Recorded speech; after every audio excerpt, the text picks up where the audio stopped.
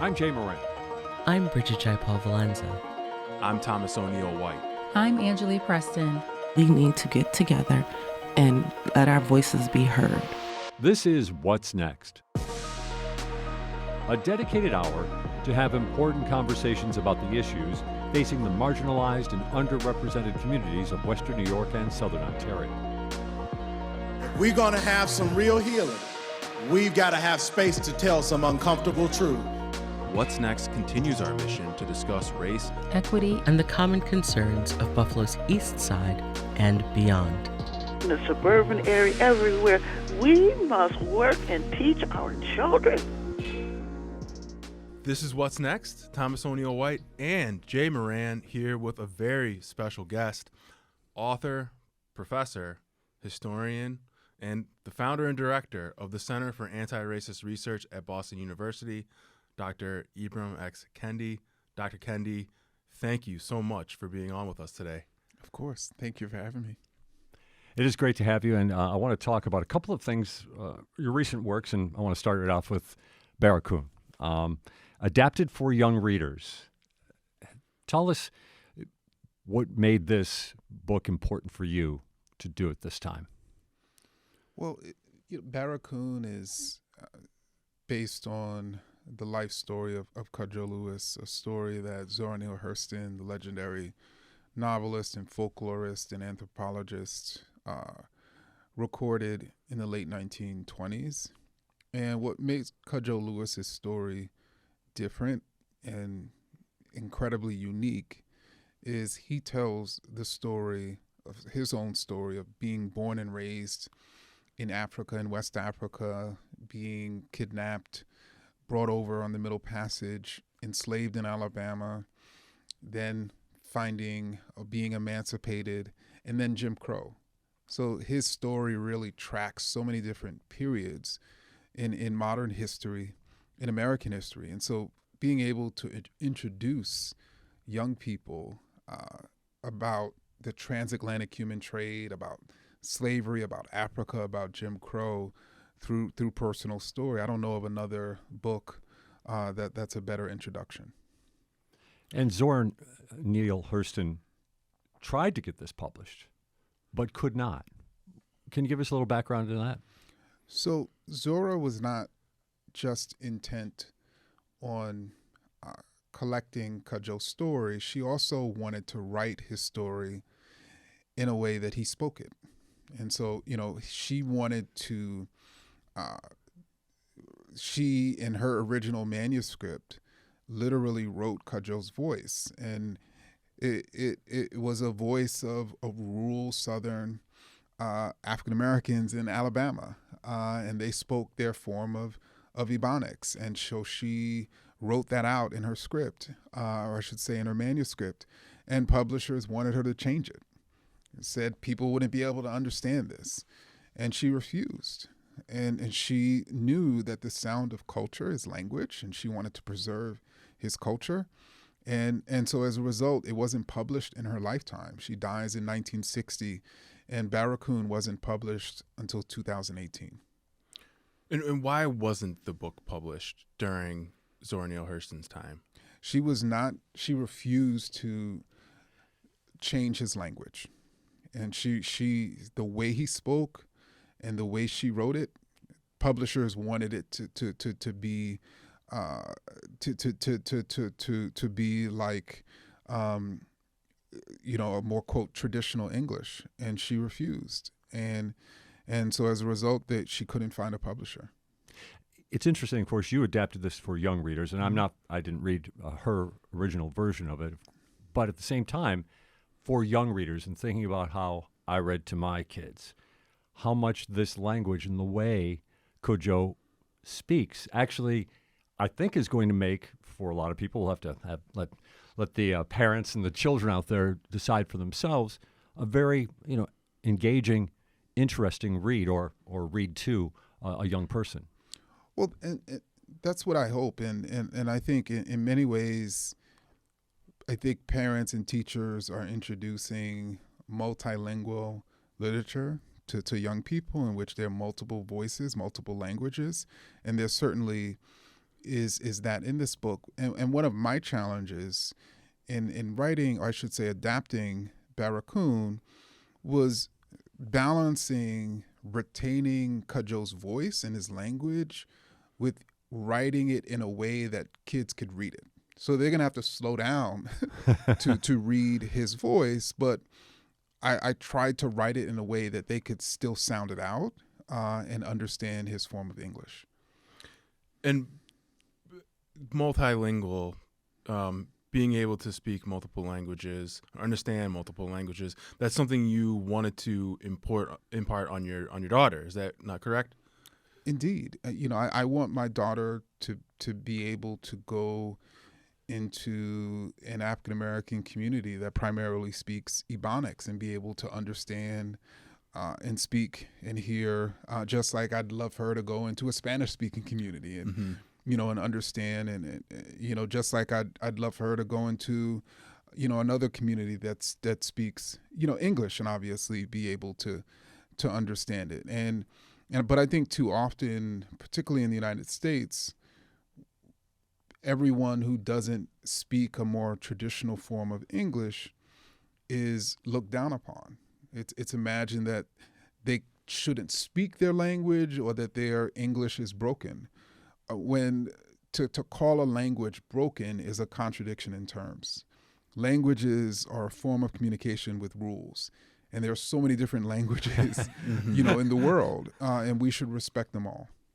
What about from a modern standpoint, bringing that language forward as well? Just the idea that in some ways Cudjoe's voice is silenced. I mean, it changed over the years. I suppose maybe we could go to some places in the United States and find a similar dialect. I'm not really sure if that's the case 100 years later.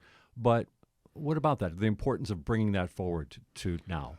Well, to me, that's one of the reasons why what Zora Neale Hurston did in terms of not only interviewing Cudjoe to learn his own personal story, but listening very deeply to how he told his story and writing it down, because she was not only able to preserve his story, but to preserve an aspect of his culture. And so we can get a sense of what a rural Alabama black men, how they were speaking in 1927 and in 1928. And I just think that's incredibly important when we're trying to understand history. What do you want a child to get out of reading your adaptation? A child of any color, any creed, any race? Well, I want them to start to begin to understand slavery. And I'm hoping that the child comes out of this book becoming even more curious, wanting to learn more about every sort of step in his journey, wanting to learn more about traditional African communities where people were taken from and enslaved, wanting to learn more about the march to the coast that Cudjoe had to endure, wanting to learn more about the Barracoon, where Cudjoe was held on the coast, wanting to learn more about the Middle Passage, across the ocean, and slavery and plantation slavery and, the Civil War and Jim Crow, wanting to learn more about each aspect of Cudjoe's story. I'm wondering if you have a thought on this. Cudjoe's story is fascinating, obviously, as you just mentioned, the different aspects of it. But as you were taking in his language and then adapting it, did you get a sense for what type of person Cudjoe was? Do you have a characterization of him? Well, I think the beauty about this book is I think everyone will be able to discern for themselves, right, who they think, what type of person we think he was. I mean, for me, I think this was a man who was incredibly proud, like just a prideful man. This was a man who longed to be home in Africa, even pushing 90 years old. You'll read and see just how much he still felt like he was on foreign soil. Yep. And this was a man who loved his great-granddaughters and adored them. This was a a man who felt he didn't forget anything. So there were times where Zora would come and say, well, remember we left off here. And he's like, I didn't forget anything. I know exactly where we left off. So in a way, he's, and I think he has a sense of humor. He's a person who loves to eat. So Zora would bring him a number of different treats to deepen their relationship. And of course, he was always excited when she did. How did you come onto this story?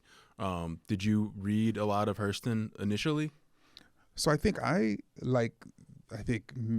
other admirers of Zora's work, when Barracoon, the adult version, came out in 2018, I immediately got it and read it and was completely blown away. So that's why when later I had the opportunity to start adapting, some of her work for children, I knew that this was going to be one of the books. We're talking with Dr. Ibram X. Kendi today on What's Next. Not only do we have Barracoon in front of us as well, but your recent on Netflix, of course, as well. The Stamp from the Beginning. Yes. Very powerful piece of work there for sure. Mm-hmm. And I want to get into some elements of that if we could as well. What about that for you? Let's go back to origin stories. It won the NBA, the National Book Award, right, in 2016 for nonfiction.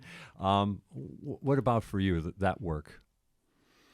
So I think in terms of the film, I think it certainly not only came about, certainly it's adapted based on my book by the same title, Stamped from the Beginning, but this is a book, Stamped from the Beginning, that's a sweeping narrative history of anti-Black racist ideas, literally from their origins in 15th century Portugal, and they're spread around Western Europe, their sort of migration to colonial America, and their sort of life in the United States. So it's a pretty extensive and detailed history. It spans well over 500 pages, and certainly there are many, many people who will sit down and read a narrative history book, particularly if it reads well. But others may not. They may not have the time. They may not have the interest. But to me, this history is so critically important,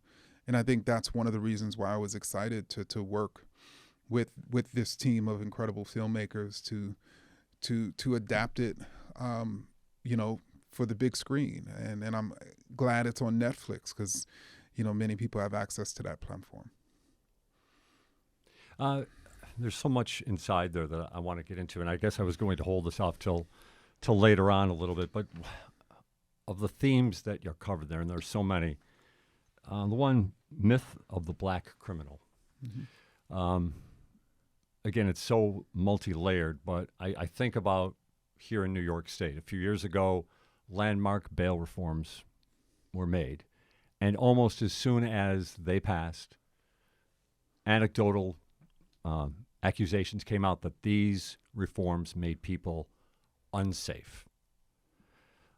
If we could, I really think there's, of all the elements inside that movie, and again, they're all somewhat intertwined, but the myth of the black criminal seems like of all of those things, there are so many layers to it, and the one that starts out and stands out is fear and fear-mongering.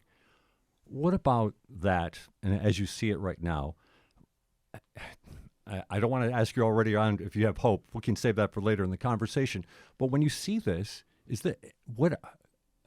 I'm at a loss when I consider it, how this is ever going to be overcome. There are so many elements to it. I mean, there are, and in many cases, people are taught to fear Black people, and it's almost instinctual, for people. And but I also think that people not only sort of instinctually have been taught to fear Black people, they also intellectualize their fear, and what I mean by that is people will say, well, it is the case that the quote black neighborhood has more homicides or more violent crimes. So therefore, black people are engaging in more violence and more crime. That neighborhood is more dangerous, and they imagine it's more dangerous because there's more black people. The problem with those ideas is that they don't actually stand up to scrutiny. And so one of the most obvious ways they don't stand up to scrutiny is that we are taught that what makes that, quote, neighborhood dangerous are the black people. So if that was true, then that means all black neighborhoods, no matter their levels of poverty or wealth, would have the same levels of violent crime.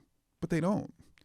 Upper income black neighborhoods have far and away lower levels of violence than lower income black neighborhoods. And that just so happens to be the case across racial groups. Mm-hmm. You have longer term poverty and higher levels of unemployment. You tend to have higher levels of, violence. And I think one of the ways in which we can be rethinking this is, instead of picturing certain communities as dangerous black neighborhoods, I think it's important for us to begin to see them as dangerous unemployed neighborhoods. And then once we see that, who or what is the problem transforms, because it's no longer the people in that neighborhood are the problem. Then the very politicians who continue to spend resources to create more prisons and hire more police, as opposed to creating more and better jobs, become the problem.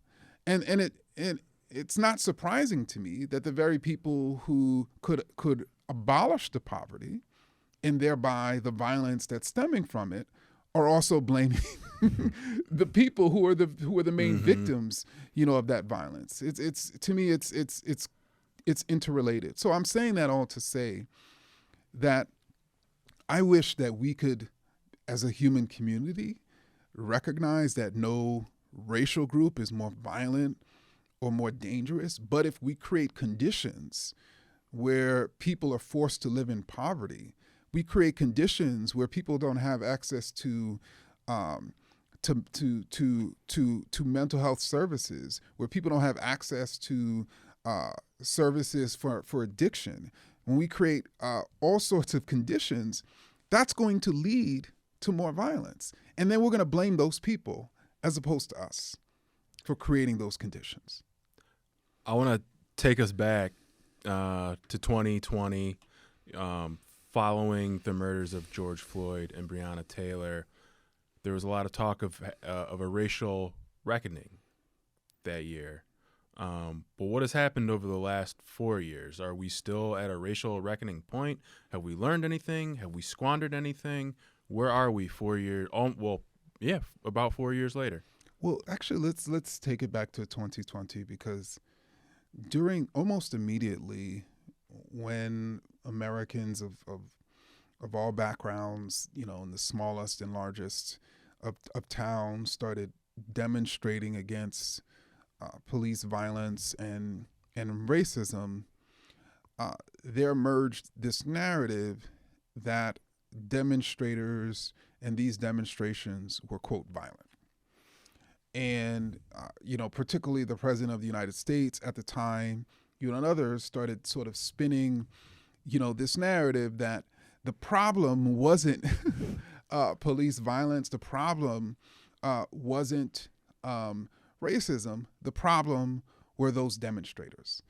And what's ironic is by the end of the summer, studies had shown that more than 95% of demonstrations that summer were actually peaceful. And then of the remaining ones that were violent, the majority of those turned violent because of police violence. Right? So that's the irony, is people were demonstrating against police violence and suffering police violence, which is actually what happened in Buffalo, where the elderly man was knocked over by a police officer. And then the president of the United States, who claimed he's a defender of white people, admonished this elderly white guy, for even though he was a victim of police violence. And so then it went from the demonstrators are the problem to CRT is the problem to wokeism is the problem to now DEI is the problem, all covering up the actual problem that we called for in 2020, which was racism. And the irony about each of those elements is the way that it was positioned in 2020 was that these demonstrators are coming for white Americans. CRT is anti-white. DEI, wokeism, is anti-white, which inflamed Americans to think that, particularly white Americans, that this sort of movement against racism was a movement against them, which then even inflamed younger people to pick up guns and engage in mass shootings, thinking that they were defending white people, which also happened here in Buffalo. I just have to make a note. Speaking of what happened in Buffalo and police violence, my colleague Thomas O'Neill White was covering one of the protests and was among those pepper sprayed here in the city of Buffalo in 2020. Got it pretty good. Yes. Racism and the police. I'm just throwing that out there as just two words that or two terms that don't have to come together, but are the two intertwined right now? I think that in many ways, a lot of Americans who were in denial about the pervasiveness of racism and particularly racist violence have been awakened to that problem through witnessing police violence, in which it was unmistakable to them that that violence occurred because of racism. But I think it is important for us to think even more broadly than the police. Like it's very easy for us to essentially position the police as the problem. And going back to what we were talking about earlier, if you, let's say you're an elected official and you constantly create this narrative atmosphere that people in a particular community are animals or rapists or thugs or super predators. So you create that idea and you get people in the community fearing them as dangerous. Who's going to be included in those people in the community? The police. And then you send the police into those communities and say, protect us from those animals. What do you think is going to happen? And so I think it's, what the police, when police are engaged in violence, it's part of a larger problem of us imagining that those people who are subjected to police violence are the problem, as opposed to the conditions that they're forced to live under being the problem. What about the training for police? We hear a lot of that talk. Is it clear that A, there needs to be more training, and B, that the training could be successful? I mean, can we take the same people who maybe have been entrenched in this for 10, 20 years and expect them to change and change a community like Buffalo? To me, that is a steep climb. And it's a steep climb largely because of what we were just talking about and even the history of policing. I mean, obviously policing in the United States, emerged during the enslavement era as slave patrols, right? So can you imagine if we were having this debate in 1830 and we were saying, yeah, we need to figure out ways to better train those who patrol enslaved people? I mean, it would be inconceivable, but that's pretty much what we're doing now, expecting things to change. And unfortunately, there was more police violence this past year than in 2020. And so the police violence is not ebbing. And so I think that's one of the reasons why, people are calling for a complete reimagining, of public safety. Because when you imagine that what's going to keep you safe are prisons and police, you're actually creating danger for the community. I wanted to quickly circle back because you had mentioned DEI, CRT, wokeism. Can you kind of explain for us the co-opting of this kind of social justice language by folks whose motives are not on the level? Sure. So there was I believe it was in 2006, a longtime neo-Nazi propagandist by the name of, I believe his name was Bob Whitaker, wrote this online screed called The Mantra. And in this screed, he complains about white people being subjected to a coming genocide. He ends the screed stating that anti-racist is code for anti-white. The reason why I mention this is because, in 2020, when anti-racism became more and more prominent, that was the way in which those who were seeking to conserve racism recast it. So they recast anti-racist as anti-white. Then they recast critical race theory as anti-white. Now they're casting DEI as, quote, excluding or harming white people and allowing people of color to get in positions when they're unqualified. And I don't think people realize that this old white supremacist talking point is now mainstream. Mm-hmm. And I don't think people realize that they believe white supremacist talking points. And because obviously, can you imagine if you believe that people are coming for you violently, right? People are coming for your job. And what type of reaction that's going to create? That's going to create a violent reaction. That's going to create a divisive reaction. That's going to create all sorts of division in society. And then if you, as an elected official, present yourself as the defender of those people, right, as the savior of those people, then you're able to manipulate them into supporting you when your policies are actually what's really causing them harm. I want to just to swing back just a little bit, back to the myth of the black criminal, mm-hmm.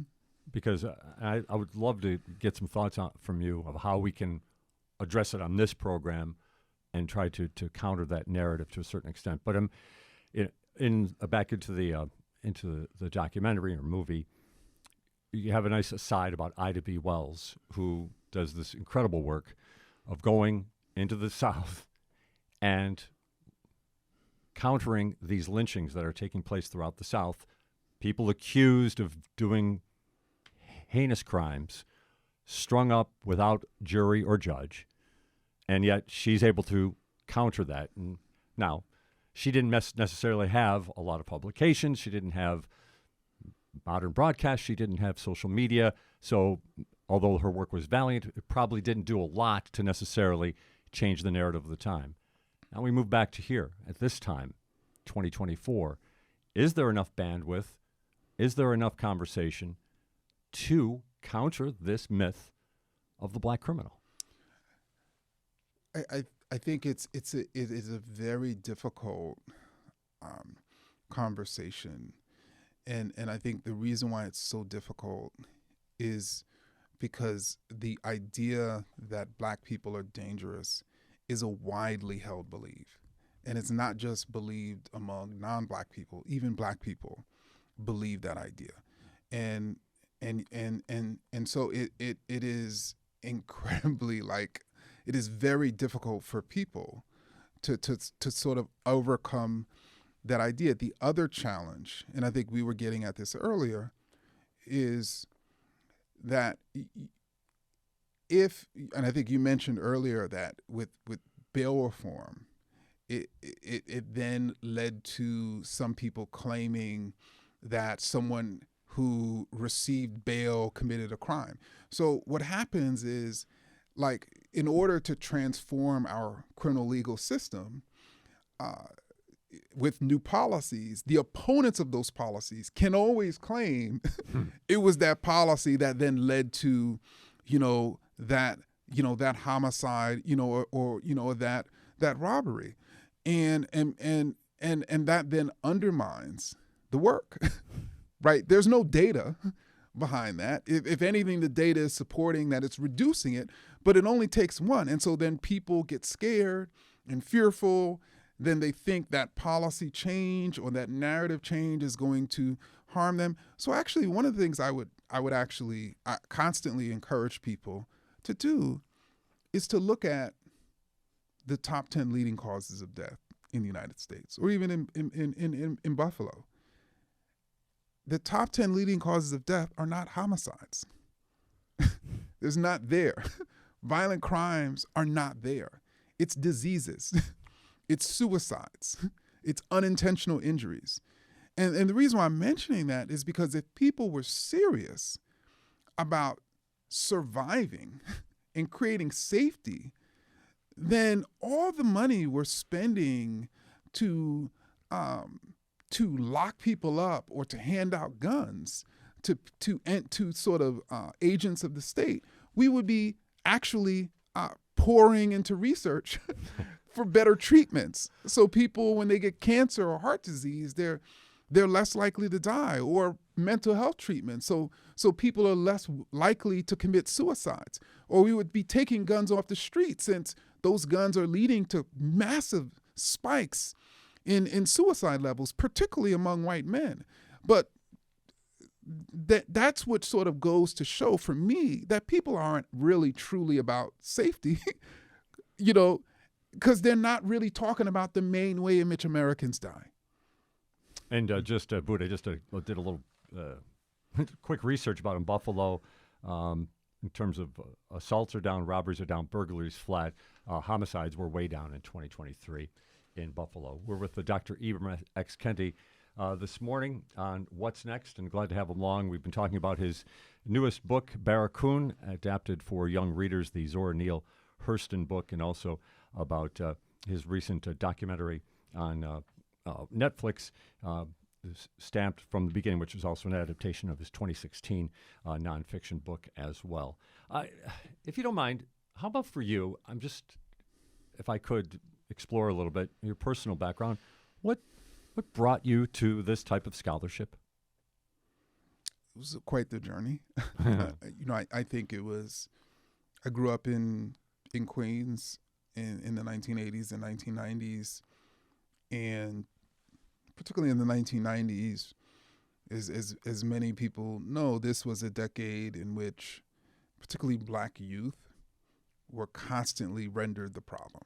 So it was imagined by both parties that we were super predators. It was imagined that black girls were, quote, having too many babies because they wanted to get welfare. It was imagined black kids did not value education. We were constantly being lectured to. We were constantly being demonized, in the media.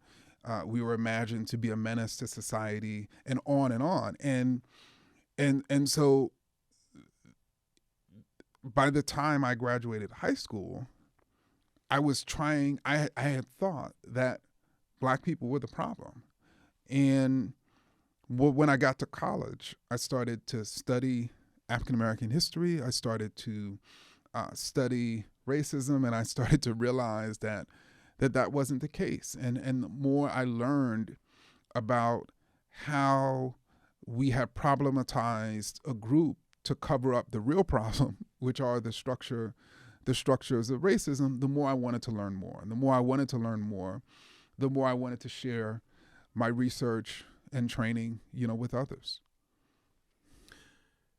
What does your work, your ongoing anti-racist work, mean for white people and their children moving forward? I mean, there's so many different ways. I mean, I think the first thing that comes to mind is that one of the major fears is the continued growth of white supremacist organizations. And many of these white supremacist organizations are recruiting intensely online, specifically preteen and early teen white male teenagers. And if you have not taught, or the school system has not taught those white teenagers how to identify racist ideas, how to identify white supremacist ideology, then they're extremely vulnerable to being recruited into these organizations and potentially harming people, as a result of the ideology that was indoctrinated to them. So, and that's the irony, right? You have the people who claim that they're banning books and censoring anti-racist education to, quote, protect white children, are leaving white children vulnerable to racist ideas.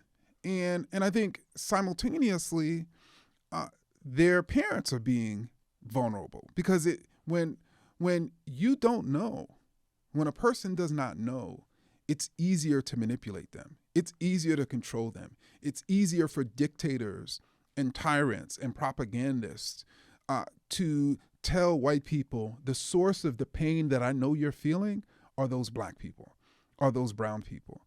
And if they don't know that that's not true, if they don't know that black and brown people are actually suffering just as much, if not more, than they are, if they don't know that the source of their collective pain are the very individuals who are telling them that those black people are the source of their pain, then they become ripe, again, for manipulation and control. And that's precisely what's happening now when you have these demagogues who are largely those who are in positions of power that are trying to recruit white Americans. And these very demagogues are legislating for ignorance to ensure that they can continue to do that. What's the difference between poor white people and poor black people? So I think the biggest difference is that poor black people are more likely to live in densely impoverished neighborhoods. And so if you're poor and white, you're more likely than poor black people to live in a multi-income neighborhood. But aside from that, there's really no difference, right? But I think the other major difference is poor white people are largely excluded from the American picture. It's almost imagined that they don't exist. And the reason why I think they are excluded from the American picture is because it doesn't reinforce white superiority. And anything that doesn't reinforce white superiority is typically sort of removed. And because it's imagined that there's something wrong with poor people, right? So if you're white and you're trying to present white people as the most superior, you're not going to want poor white people to be present, even though there's nothing wrong with poor white people, just like there's nothing wrong with poor black people. And so I think there's so many shared connections between poor black people and poor white people. But unfortunately, in too many cases, there's been divisions between those groups because of racist ideas. And that's one of the things we showed in Stand from the Beginning. The ways in which working class and poor black people have been divided so that the owners and the leaders of society can continue to conquer us. Speaking of Stand from the Beginning, one part that caught me, it was very strong, and I know you're a producer of it, it's based on your book, but the scholars that were in there, the question was asked, what's the matter with black people? And for the most part, it was answered in silence as well. What about that question, though? I'm interested in how that emerged into that conversation and into that narrative, because it really was a stark moment inside it. So, as a scholar, I'm not just interested in producing scholarship for academics. I really want regular everyday folks to be able to understand and really read my work, and the work of other scholars. And so when we were thinking about how to frame this documentary, Stand from the Beginning, on the history of racist ideas, we thought about, okay, what is the best way to convey the anti-black racist ideas to regular folks. So, because people don't walk around saying black people are inferior. You know, this is 2024. People don't say that anymore. But what do people say? What people typically do say is, this is what's wrong with black people. And so that's one of the reasons why, and that's a connotation of inferiority.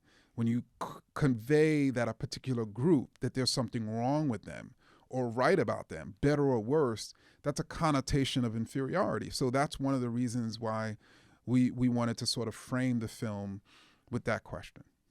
I'm interested also because you have the book, you have the movie, and I'm sure there's, you're communicating your message from your scholarship. What about your scholarship, though? Are there still areas that you feel you need to go to, you need to keep digging in? Are you still being surprised about what you find out about the history of Black America? Oh, I mean that is, to me, one of the best parts of being a scholar, is because I have the opportunity to constantly conduct research, constantly relearn and rethink and revise and think more deeply about how racism is operating, how we can be anti-racist, about the history of African Americans, and that it to be a scholar is to be on a constant sort of journey of discovery. And if you're truly on a journey of discovery, you're going to constantly find things that are new and different. And I think that's incredibly important. And that's one of the things I enjoy most about being a scholar. Given the work you do, given the position that you're in, how do you deal with some of the pushback you get? Let me just say, I think the biggest challenge that I have with the pushback, specifically about me and my work, is that a lot of the pushback misrepresents my work and then attacks the misrepresentation. So, like, what do you do? Like, what do you do if you're a member of the Buffalo Bills, right? And someone is attacking you like you're a New York Giant. Like, right. How do you even respond to that? Like, what do you even start with? It's not my fault. It's Daniel Jones's. Please, come on, guys. So, you clearly don't know who I am and what I say and what I've done. You clearly didn't see my tape. You may have seen, another sort of player's tape. And so that, to me, is the biggest challenge. But at the same time, I have to accept that oftentimes people misrepresent the work of others when they can't challenge it after accurately representing it. And so I try to just remember that just the wide misrepresentation of my work possibly is because the work is heavily researched and cited, and evidenced. But it's hard. It's constantly hard. I saw you speak here in Buffalo in 2019. I think it was just after perhaps How to Be an Anti-Racist came out. And I recall I was over at Bayville, which I think is a place where you're heading to shortly, actually, for another speaking engagement as well. And you were on, I don't recall the gentleman's name who was on stage with you. I think he was a podcaster from Philadelphia. But I was interested because I guess I was looking for a how to be an anti-racist. But you took us through the history of slave trading, how slave trading really started with Slavics initially. I recall that as well. But the two things I remember you making points about, Black people just need opportunities and resources. Do you still feel that? And if that's the case, can you point to opportunities and resources that can get to people to make a difference in this society? Sure. Well, and let me just say that I do still believe that that's all Black people need. I don't think that Black people need that there's anything wrong with our behaviors or our cultures as a group. Certainly, there's nothing wrong with our genetic makeup. And let me just sort of say, when I say that there's nothing wrong with our behaviors, I'm not saying that there's no individual Black person who couldn't be working harder or who shouldn't have engaged in that violence. What I'm saying is when we think about Black people, we should be thinking about a group of people and comparing that group of people that have people who work harder and don't work hard with other groups of people who also have people who work harder and don't work, as hard. And so when we think of Black people as a group, that's all Black people need, like any other group, is resources and opportunities. And I think in terms of what could be provided, basic incomes for everyone, including Black people, so that we can eradicate poverty. I think reparations.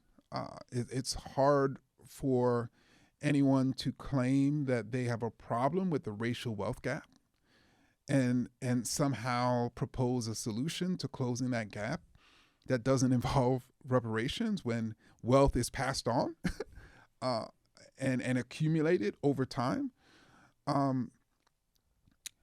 Certainly ensuring that healthcare, high quality healthcare, is free and available for everyone. I think those three things could go a long way to providing more resources and opportunities for Black people and everyone, clearly. How does your work and your research reflect on what has or what hasn't happened in Buffalo and Buffalo's East Side since the tragic events of May 14th? Well, I mean, what the biggest thing I would say is I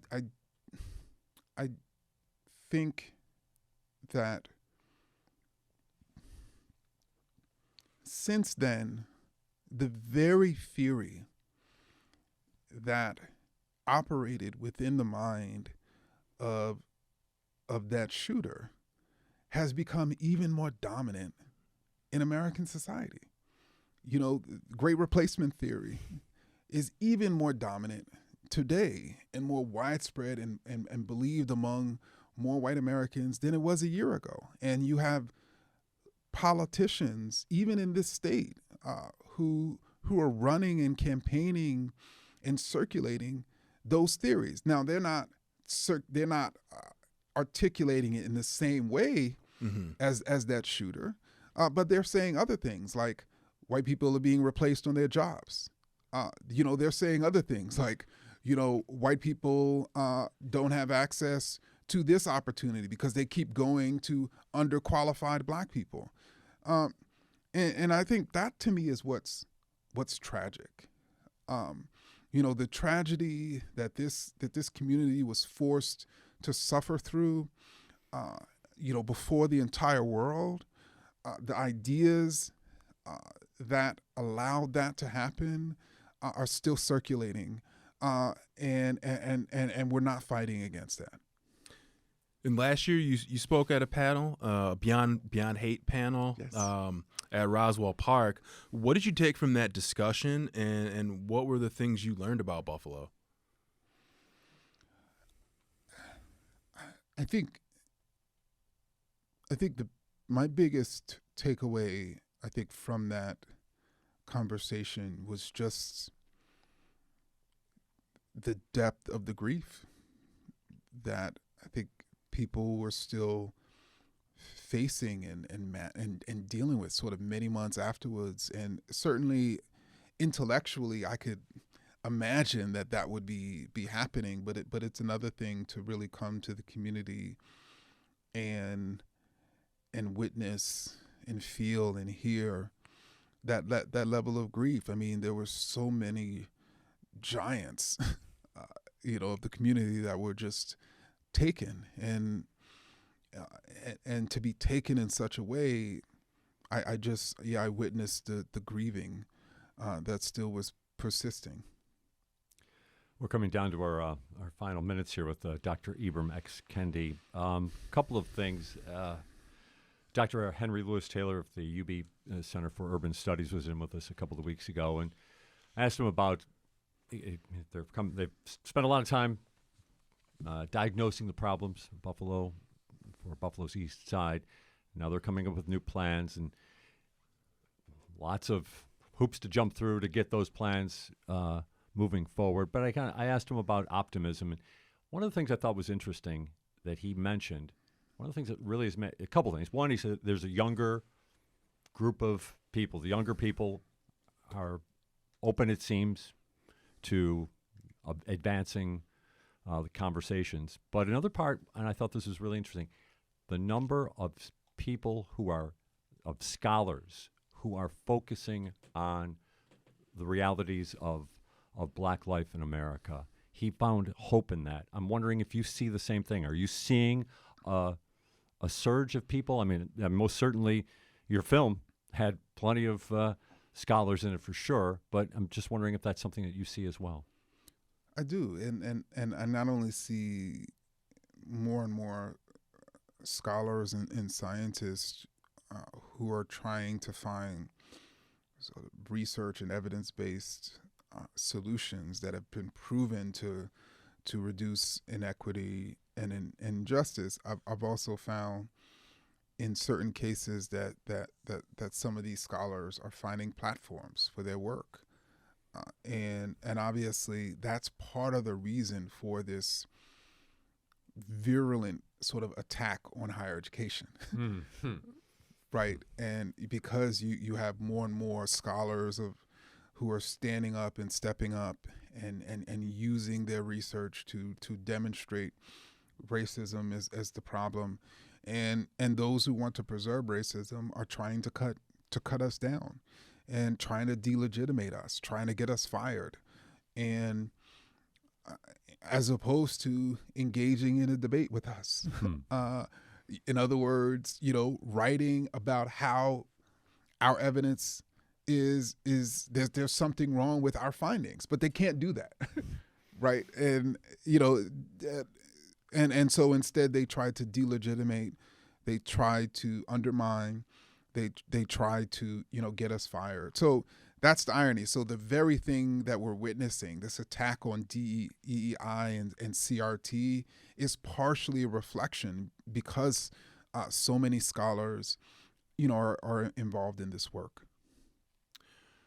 We went down to Charleston, South Carolina, last spring to find out what has or what hasn't been done in that community following the Mother Emanuel shooting. And what we found is not a lot of positive things have happened down there.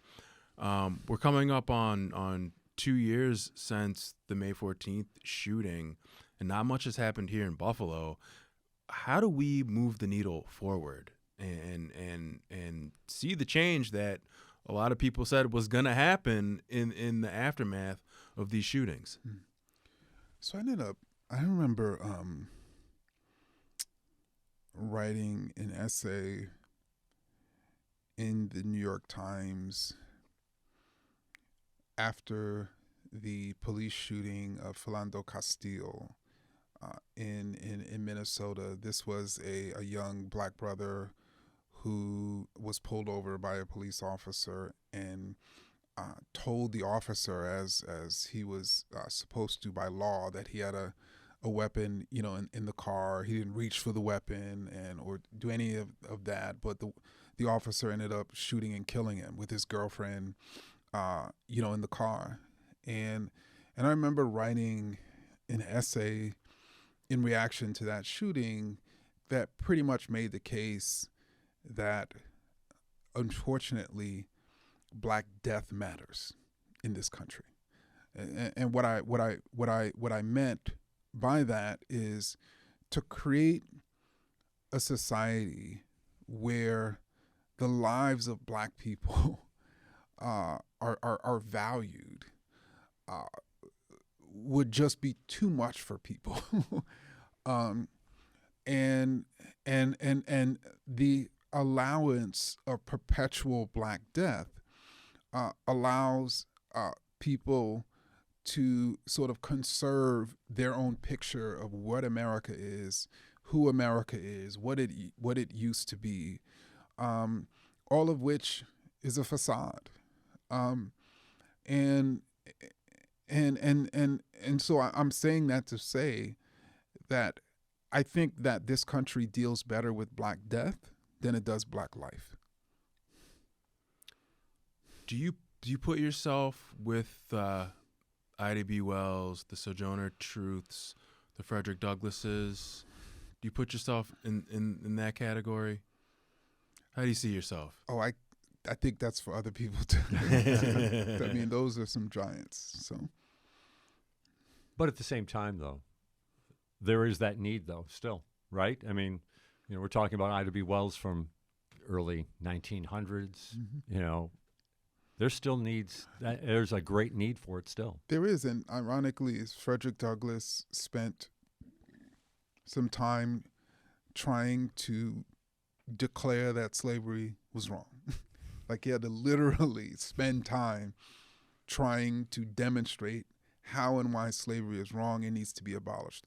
Ida B. Wells had to spend so much time declaring how and why lynchings were wrong and needed to stop. And in this day and age, I'm having to declare and showcase how the mass incarceration, of Black people shouldn't be happening.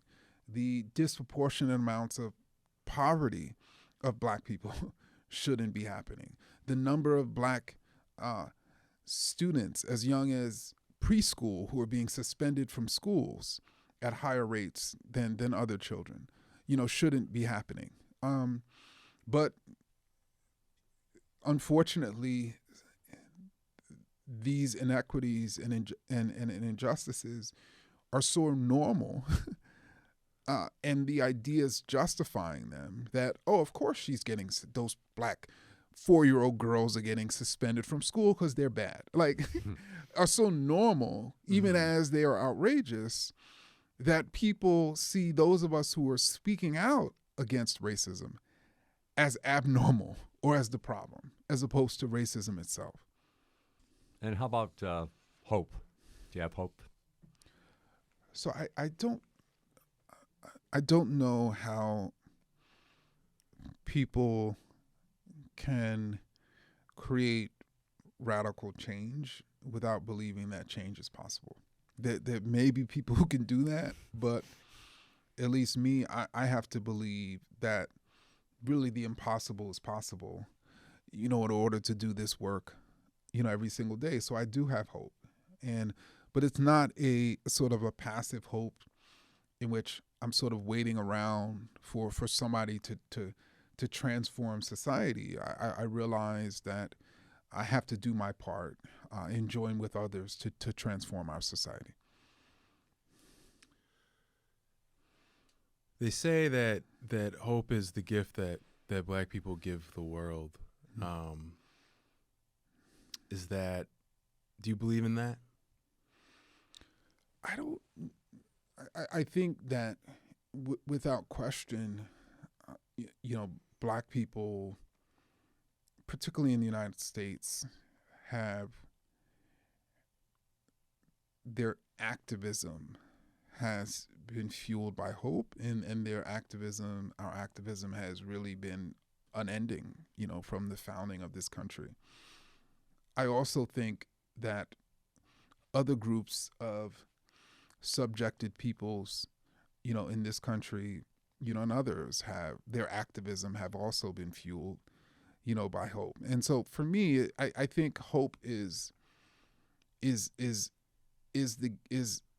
gift to humanity by people who are subjected, who are subdued, who are oppressed, who are told that they're nothing. And fortunately, those human beings have never lost hope that they can transform their conditions. Well, all I can say, Dr. Kendi, thank you very much for your time. Thank you. And your work. And I can only encourage you to continue moving forward. Thanks very much for being with us on What's Next. Of course. Thank you for having me. And this is What's Next. You've been listening to author, professor, historian, and founder and director of the Center for Antiracist Research at Boston University, Dr. Ibram X. Kendi, and you're listening to WBFO and WBFO HD1 Buffalo, WOLN Olean, and WUBJ Jamestown, your NPR station.